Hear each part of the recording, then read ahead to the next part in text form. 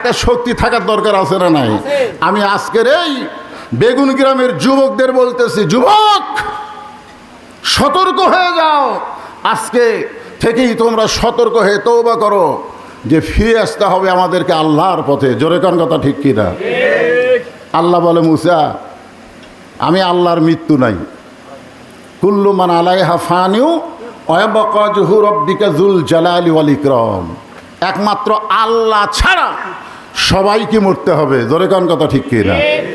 এখন সেই মৃত্যুটা তোমার কাছে কেমন মনে হয়? আমরা মানুষ মরে গেলে তো ইন্না লিল্লাহ পড়ি, এটা বোঝানোর জন্য বলতেছি।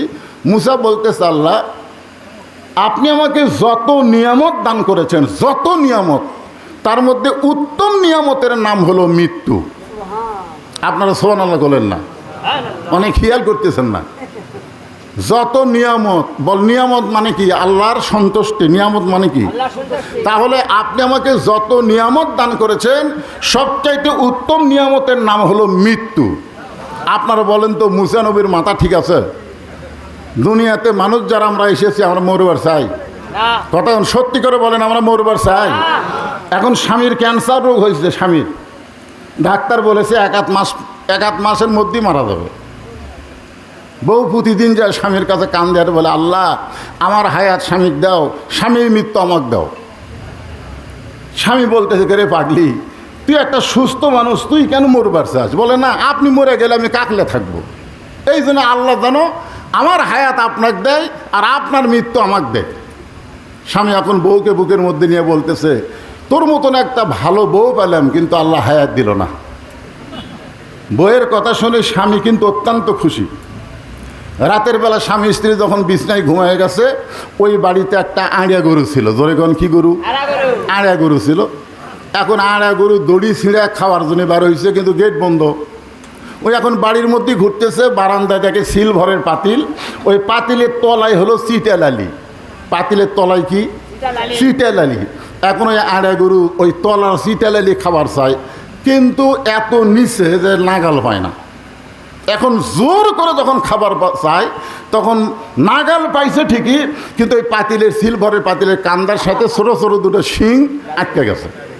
এখন লালি খাওয়া শেষ, কিন্তু মাথা থাকায় পাতিল আর মাথার থেকে খসে না। এখন আড়িয়া গরু গোয়াল ঘরও ছিঁড়ে না, স্বামী স্ত্রী যে ঘরে ঘুমা আছে সে ঘরও তো আর চেনে না। ওই গোয়াল ঘর মনে করে স্বামী স্ত্রী যে ঘরে ঘুমাইছে, ওই ঘরের মধ্যে হোঁ শব্দ করে ঢুকছে। বউ চিল্লে বলতেছে, বাবা আজরাইল ঢুকছেই যখন, এই যে ক্যান্সার রুগী এক ধরো, ঢুকছেই যখন, তাহলে এই যে ক্যান্সার রুগী এক ধরো। এখন স্বামী চিল্লায় বলতেছে, কে রে বিবি কি হয়েছে? বলে আজরাইল ঢুকছে, আপনাকে দেখাই দিলাম। স্বামী বলতেছে, সকালবেলা তুই কইলি যে আমার হায়াত আপনাকে দেখ, আপনার মৃত্যু আমাকে দেখ। বউ বলতেছে, মৃত্যুর কথা মুখে বলা যায়, কিন্তু অন্তর থেকে কেউ মরবার চায় না। ধরে কোন কথা ঠিক কিনা? অথচ মুসা নবী বলতেছে, আল্লাহ আপনি আমাকে যত নিয়ামত দান করেছেন, তার মধ্যে উত্তম নিয়ামতের নাম হলো মৃত্যু। আল্লাহ বলতেছে, মুসা মানুষ মরবার চায় না, সেই মৃত্যু তোমার কাছে উত্তম হওয়ার কারণ কি? মুসা বলতেছে, আল্লাহ তিনটা কারণ। জোরে বলেন, কয় কারণ? এক নম্বর কারণ হলো, না মরলে জান্নাতে যাওয়া যাবে না। সুবহানাল্লাহ বললেন না? আপনারা মুসলমান, মরে কোথায় যাবেন? এই মুসলমান মরার পরে কোথায় যাবেন? আপনার দেহ যাবে কবরে, কিন্তু আপনার ভিতরে রুহুর কোনো কবর হবে না। এই পাখিকে আল্লাহ ইল্লিন নামক জান্নাতের বাগানে কিয়ামত পর্যন্ত জায়গা দিবে। ধরে কেন? সুবহানাল্লাহ। এখন চিন্তা করেন, মরাটা ভালো না খারাপ? আমাদের জন্য মৃত্যু ভালো না খারাপ? তাহলে আমরা বিপদের আয়াত পড়ি কেন?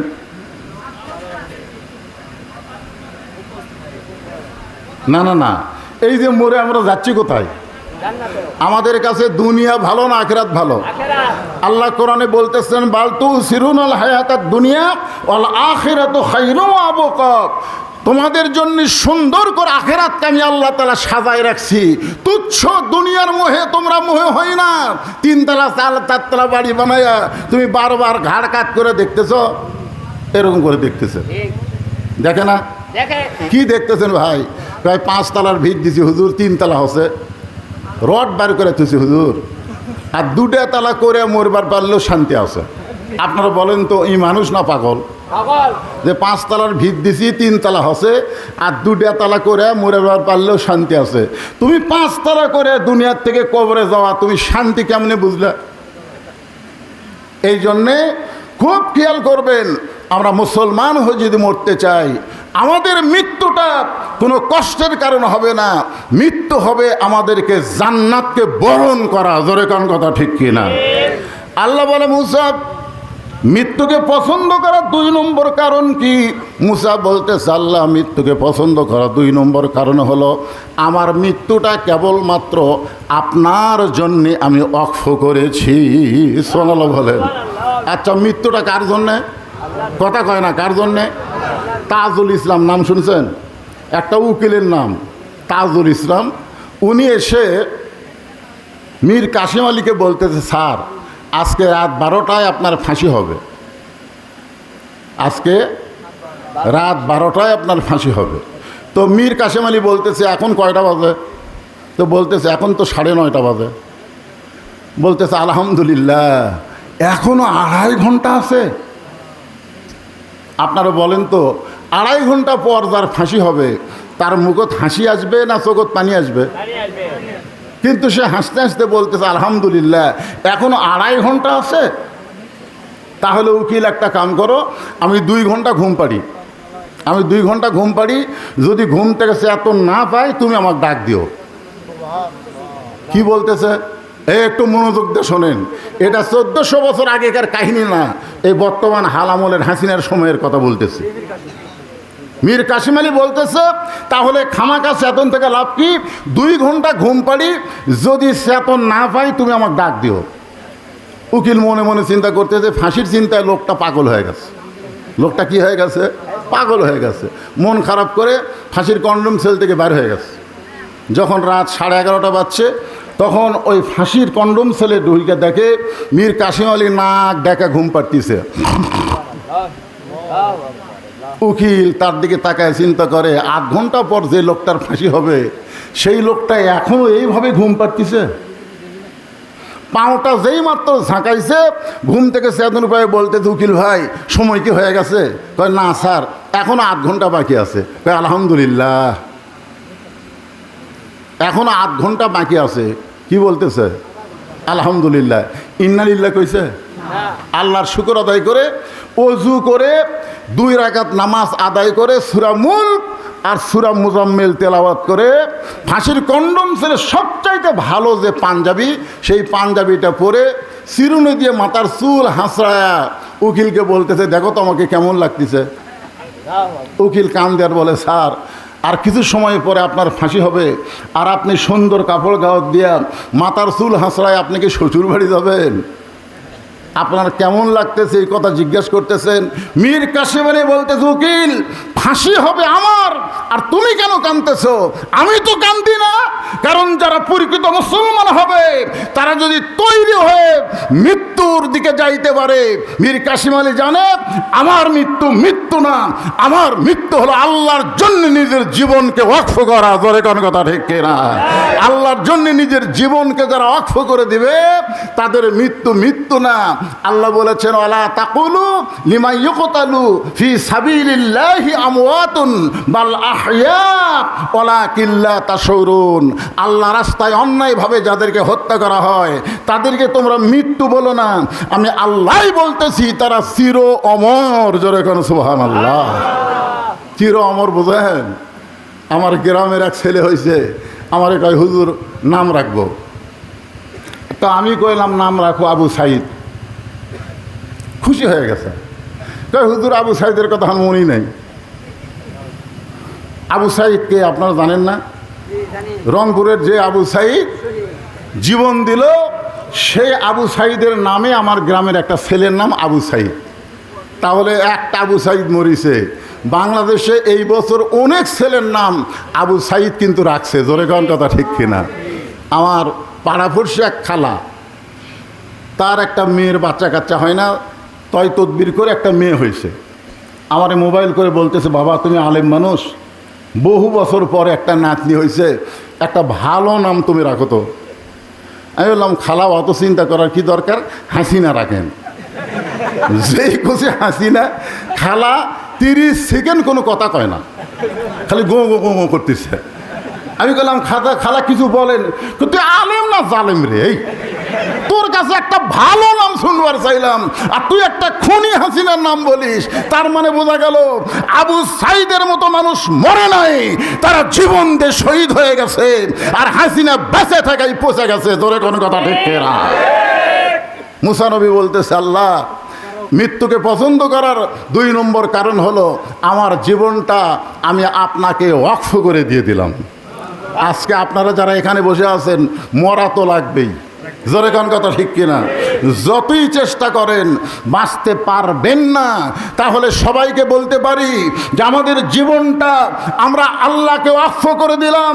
কারা কারা নিজের জীবন আল্লাহকে ওয়াকফ করাতে রাজি? 2 হাত তুলে আমার আল্লাহকে দেখান। লিল্লাহে তাকবীর।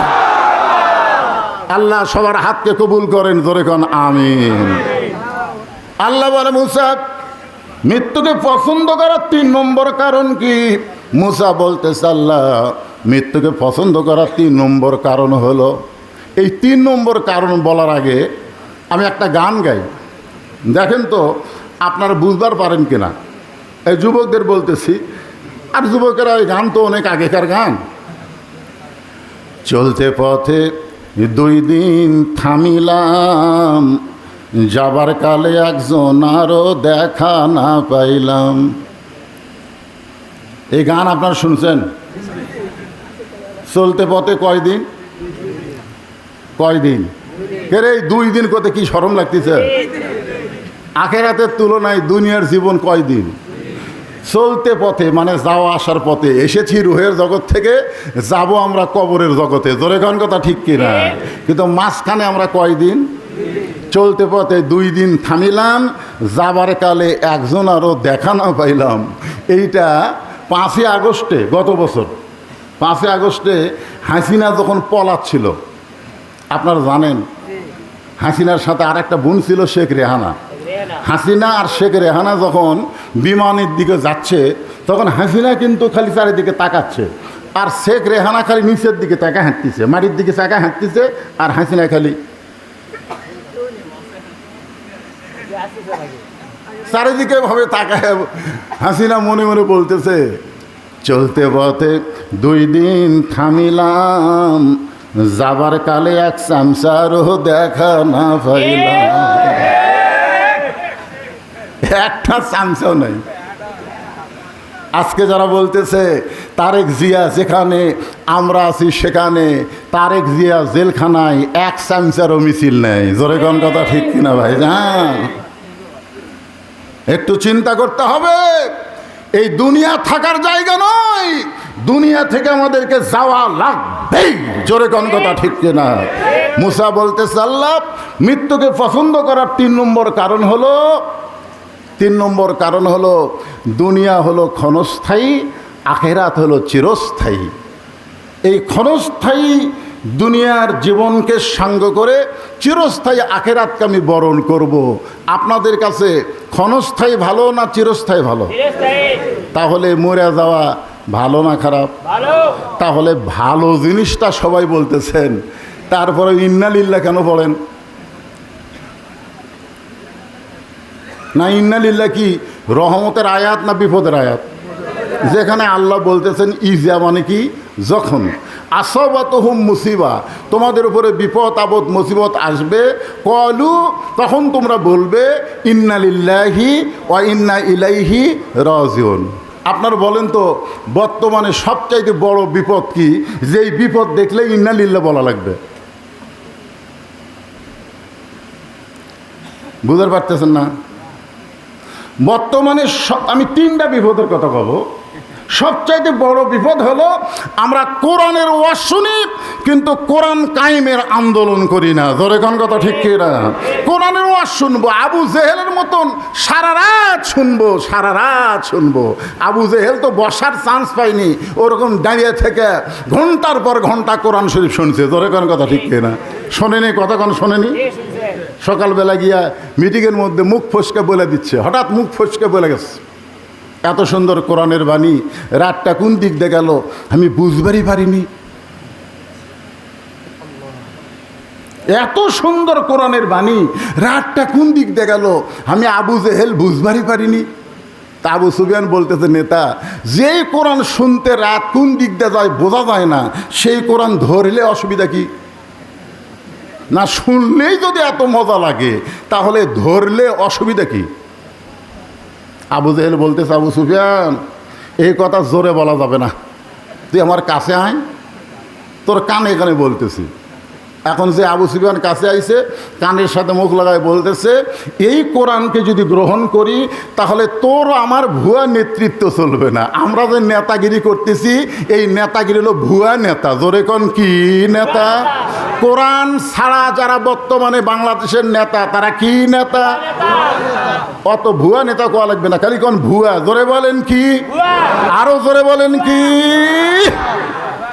আবু জেহেল বলতেছে, আবু সুফিয়ান এই কোরআনকে যদি গ্রহণ করি তোর আমার ভুয়া নেতৃত্ব চলবে না, আসল নেতা হয়ে যাবে আব্দুল্লাহর এতিম পোলা।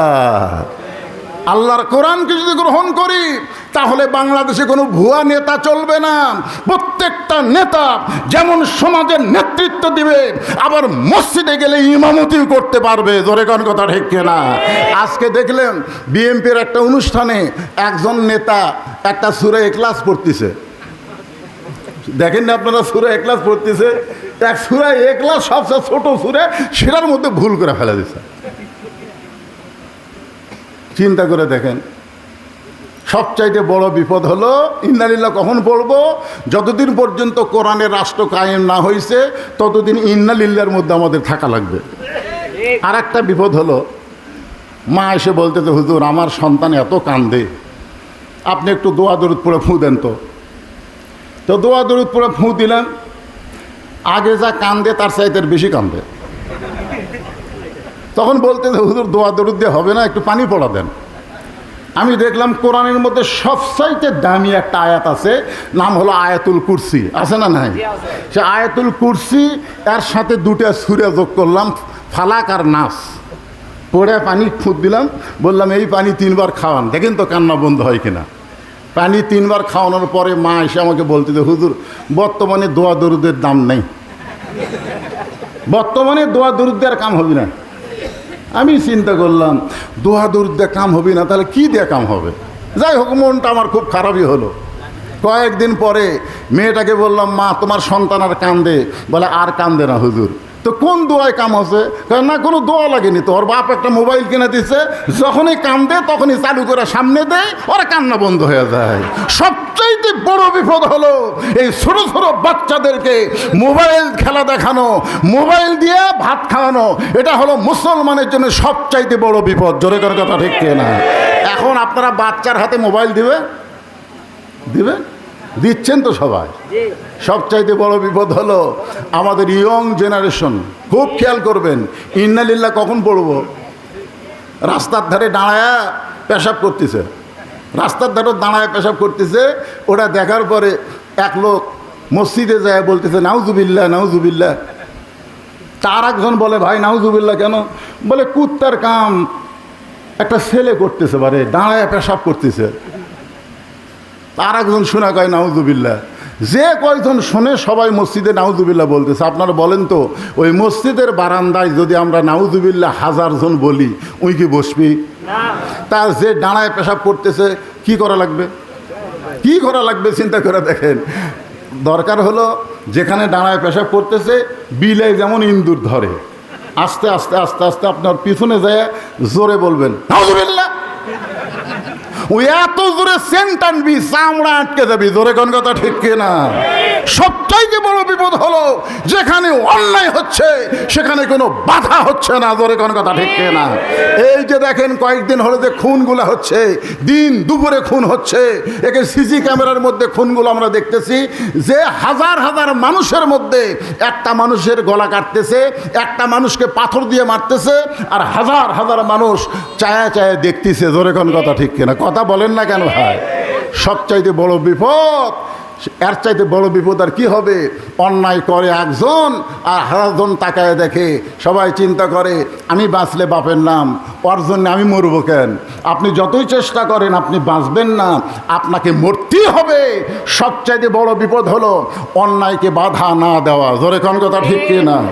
সবচাইতে বড় বিপদ, এটা বলি শেষ, একটু খেয়াল করেন, বেশি লম্বা ওয়াজ করবো না, সেজন্য ওয়াজই ধরি নেই। মুয়াজ্জিন আজান দেয় ফজরের, কিন্তু আজানের সাথে কুত্তা চিল্লাই। যেরকম কি চিল্লাই? কুত্তা চিল্লাই। তো মুয়াজ্জিন এসে আমারে কয়, হুজুর এই যে আমি আজান দেওয়া শুরু করি আর 4-5টা কুত থেকে দৌড়ে আসে, আজানের আগে একটাও নাই। যে আজান মাইকে শুরু করি এই 4-5টা কুত্তা এসে উ উ করে। এই কুত্তার উ শব্দ মাইকের ভিতর দিয়া মানুষ শুনবার পায়। হুজুর আপনি কোন তো এই বিপদ থেকে বাঁচার উপায় কি? আপনাকে এলাকাতে এরকম হয় না? মুয়াজ্জিন আজান দেবার গেলে কুত্তা উ করে না? তা আমি এখন মুয়াজ্জিনকে বললাম, মুয়াজ্জিন সাহেব আপনি সত্যি করে বলেন তো আপনার ছেলে মেয়ে কয়জন? তো বলে, হুজুর 2 মেয়ে বিয়ে দিছি, 3টা ছেলে বাড়িতে আছে। তো আচ্ছা আপনি যে আজান দেন আপনার ছেলেরা কি মসজিদে আসে? না হুজুর এরা নামাজে পড়ে না। কি বলতেছে? মসজিদে আসা তো দূরের কথা, এরা নামাজই পড়ে না। আমি বললাম, মুয়াজ্জিন আল্লাহ কোরআনে বলেছেন কু আনফুসাকুম ওয়া আহলিকুম নার, জাহান্নামের আগুন থেকে যদি বাঁচতে চাও তাহলে একলা বাঁচো না, তোমার আহাল পরিবার নিয়ে বাঁচতে হবে। জোরে কোন কথা ঠিক কি না? আজকে আমরা অনেকে একা একা বাঁচতে চাই, আমাদের আহাল পরিবার, সমাজ এবং রাষ্ট্র বাঁচলো কি বাঁচলো না এই চিন্তা আমরা করি না। মসজিদ আল্লাহর ঘর, চলো আল্লাহর ঘরে গিয়ে আল্লাহর ইবাদত করি। সমাজ শয়তানকে দিব আর মসজিদ আল্লাহ। মসজিদের মধ্যে গেলে আওয়ামী লীগ, বিএনপি, জাতীয় পার্টি, জামাত এক কাতার হয়ে নামাজ পড়বো, আর মসজিদ থেকে বের হয়ে এক একজন এক এক দল করব। জোরে কোন কথা ঠিক কিনা? এটা কি রহমত না বিপদ? মসজিদের মধ্যে যান, যায় দেখেন তো আওয়ামী লীগ, বিএনপি, জাতীয় পার্টি, জামাত, তাবলিগ, পীর মুরিদি, খাড়া টুপি, লম্বা টুপি, বেটা টুপি, এলা এক একজন কি এক এক কাতার হয় না সবাই মিলে এক কাতার হয়? আপনি বলেন তো, আপনি ছোট টুপিওয়ালার কাছে যদি, আপনাকে এলাকায় লম্বা টুপি আছে না নাই, উনি যদি মসজিদে যায় 2 হাত ফাঁকে থাকে, আপনি কি টানে কাছে নেন না? টানে কাছে নেন না ভাই? লিয়ে কি বলেন? কাতার ফাঁক করা যাবে না, ফাঁকের মধ্যে কে ঢুকবে? আচ্ছা আওয়ামী লীগ আর বিএনপি 2 জন মিলে গোড়া সোজা করতেছে না, পায়ের গোড়া সোজা করতেছে না, এই যে কাতারের দাগ দেখ। এখন সবাই কাতার সোজা করে, হুজুরের মা অসুস্থ, হুজুর মাকে নিয়ে হাসপাতালে গেছে, এখন সামনে কে যাবে? সামনে এখন কে যাবে? কাতার তো সোজা হয়ে গেছে। তখন আওয়ামী লীগের এক নেতা দেখতেছে জামাত ইসলামের এক হুজুর কাতারের মধ্যে আছে, এখন বলতে তো, হুজুর ও হুজুর আপনি সামনে যান। তখন হুজুর বলতেছে, না ভাই আপনার দল ক্ষমতাতে আছে, আপনি যান। তখন আওয়ামী লীগের লোক বলতেছে, কে রে পাগল, আমার দল আওয়ামী লীগ, তোর দল জামাত ইসলাম, ওর দল বিএনপি, ওর দল তাবলিগ, সেটা হলো মসজিদের বাইরের কথা। মসজিদের ভিতরে আমরা সব ভাই ভাই, এখানে কোনো দলাদলি নেই। যাই ইমামতি করতে পারবে সেই সামনে যাবে, হতে পারে সে জামাত ইসলাম। ধরে কোন কথা ঠিক কিনা? ফেরেশতারা কয়, আল্লাহ এটা রহমত না বিপদ? আল্লাহ বলতেছে এটা সবচাইতে বড় বিপদ, শুধু এই সামান্য জায়গার মধ্যে এরা এক কাতার, কিন্তু নামাজ শেষ করে যখন বার হবে এরা বহু দল হয়ে যাবে। আসলে ইমাম যে দল করবে, ইক্তেদাইতু বিহাযাল ইমাম বলার সঙ্গে সঙ্গে প্রত্যেকটা মুসল্লিকে সেই দল করা লাগবে। জোরে কোন কথা ঠিক কিনা? আপনি ইমাম করবে আল্লাহর দল, আপনি মুসল্লি ইক্তেদা করবেন, আর বাইরে আসা শয়তানের দল করবেন। আপনি কিয়ামত পর্যন্ত হায়াত পায় নামাজ পড়লো এক ওয়াক্ত নামাজ আল্লাহ কবুল করবে না। কারণ যে ইমামকে তুমি ইক্তেদা করো মসজিদে, এই ইমামকে ইক্তেদা করতে হবে সমাজে। জোরে কোন কথা ঠিক কিনা? আল্লাহ এইগুলো বিপদ থেকে আমাদেরকে হেফাজত করুক। মানুষ মরা কোনো বিপদ না, বরং মরা মুসলমানের জন্য জান্নাত পাওয়ার কারণ। জোরে কোন ঠিক কিনা? বক্তা এবং শ্রোতাকে আল্লাহ জি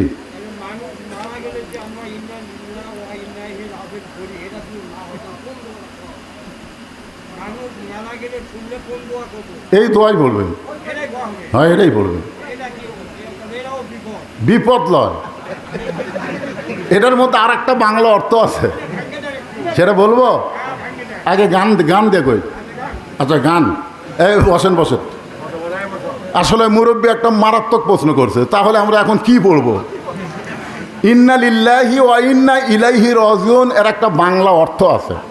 সে অর্থের গান হলো, কোন বনেরই পাখি তুমি আইলা রে কোন বনে, আবার কোন বনেতে যাইতে হবে পড়ছে নাকি মনে। ইন্না লিল্লাহি ওয়া ইন্না ইলাইহি রাজিউন। আমরা এসেছি আল্লাহর কাছ থেকে, আবার চলে যাচ্ছি কার কাছে? তো আল্লাহর কাছে কি হয়ে যাব? মুসলমান না বেঈমান? কথা বলেন, মুসলমান না বেঈমান? সারা জীবন নামাজ পড়েনি, সারা জীবন কোরআনের বিরুদ্ধচারণ করছে, ওই আল্লাহর কাছে যাচ্ছে। এই জন্যে ইন্না লিল্লাহি বলবেন, অসুবিধা নেই। এর আয়াতের অর্থের দিকে খেয়াল করে, মানুষ মরার পরে মুসলমান, আমরা মানুষ মরা না, মুসলমান মরলে আমরা এই আয়াতটাই পড়ব ইনশাআল্লাহ। ইস্তিগফার পড়েন, আস্তাগফিরুল্লাহাল্লাযী লা ইলাহা ইল্লা হুয়াল হাইয়ুল কাইয়্যুম ওয়া আতুবু ইলাইহি। চাদর দেওয়া হয়নি এতক্ষণ? আচ্ছা ঠিক আছে ভাই, জানে ওটা বসা করেন না। আমি একটা মাজুর মানুষ, অসুস্থ মানুষ, আপনাদের নিয়ে একটু মোনাজাত করব, কি বিরক্ত হচ্ছেন? আর মোনাজাতের মধ্যে যদি কারো মন চায় এই কোরআনের মাহফিলে যে এক ভাই